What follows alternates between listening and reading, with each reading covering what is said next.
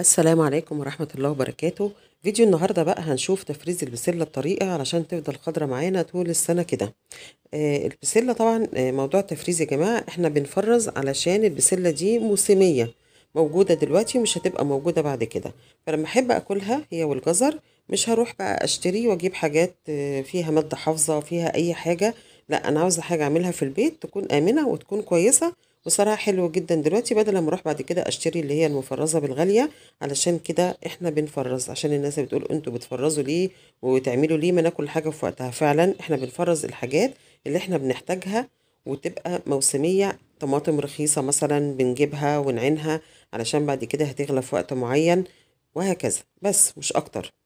الطريقة دي طريقة حلوة جدا، هتعجبكم وهتفضل خضرة معاكي، لان في ناس كانت بتفرز البسلة وتقول انا ما بطلعها بتبقى نية، بيبقى طعمها مغير، لونها بيغير، مش بتستوي. لا، الطريقة دي ان شاء الله هتفضل معاكي طول السنة بالطريقة ديت كده وباللون ده كده.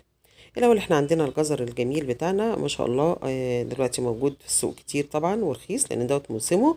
فانا حبيت اديله شكل كده، ما اقطعش التقليدي عشان ادي شكل حلو كده للبسله. فبقطعه باللي هي الشرشره بتاعه المخلل دي.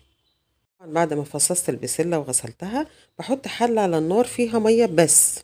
وهنا مصفى، يا ريت لو عندك مصفى تقدر تدخل في قلب الحله زي ما انا عملت كده، علشان بدل ما نحط البسله في الميه ونرجع نقعد نشيلها، وما بنعرفش نشيلها وتبقى حاجات موجوده وحاجات عامله. لا، انا بحطها في المصفى بصوا، واقدر اطلعها بالمصفى كده، بتبقى سهله جدا معايا في الخطوه دي. الميه دي لا فيها خل ولا فيها سكر ولا فيها ملح ولا فيها اي حاجه، ميه عاديه خالص يا جماعه. اول لما بلاقي البسله لونها بدأ يغير معايا، يغير بس، بروح مطلعاها على ميه ساقعه بتلج. هي دي ميه كانت متلجه قوي، مفيش قطع تلج بس هي كانت ميه متلجه قوي. فكده بيديني اللي هو عمليه الصدمه ليها، بحيث انها ما تكملش سواها واحتفظ باللون الخضار بتاعها. يعني خطوه ان انا احطها في الميه المغليه قوي، طبعا الميه بتبقى مغليه وهدي عليها، ما بخليهاش انها تفضل تقلب معايا عشان كده هتستوي. الميه تبقى مغليه كده، واحط فيها البسله واروح مطلعاها على الميه الساقعه دي، بيخليها تحتفظ بالخضار بتاعها، وبتبقى جميله قوي معايا.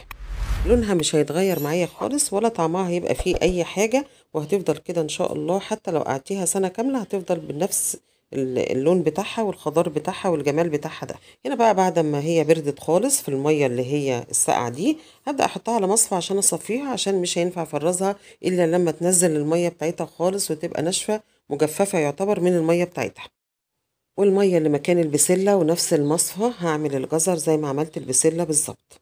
خطوة الجزر دي يا جماعة لو انت عينتيه كده ني، ما عملتوش ما اديتوش اللي هو ربع سلقة دي زي ما بنقول، او ان انا حطيته في المية السخنة وطلعته على طول، دوت بيخليه بيغمق، وبيخلي طعمه مش حلو، تحسيه ان هو مجلد. فانا بعمله اللي هو ربع السلقة دي مع البسلة كده، علشان يفضل محتفظ باللون بتاعه بالطعم بتاعه وما يغيرش. وما تقلقوش، الفايدة هتبقى موجودة برضو معايا.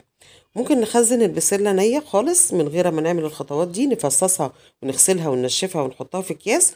اه، وانا عملت التجربة ديت مرة وكانت حلوة جدا معايا، بس كانت البسلة السكري المسكرة، مش كل نوع بسلة بينفع ان احنا نعينها نية كده.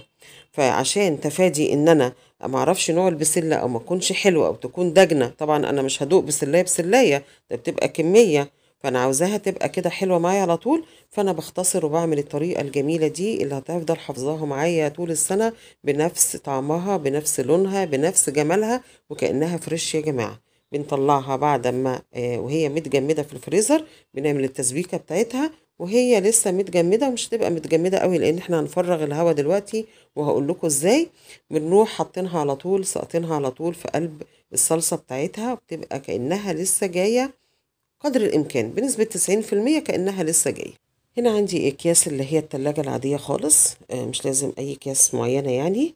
ببدأ أحط فيها الكمية اللي شايفاها مناسبة معايا، مع نسبة الاحتفاظ بالنسبة والتناسب، الجزر، كمية الجزر على كمية البسلة.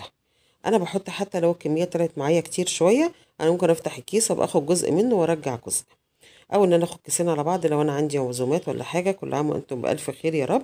فبتبقى حلوه معايا وتسد طبعا.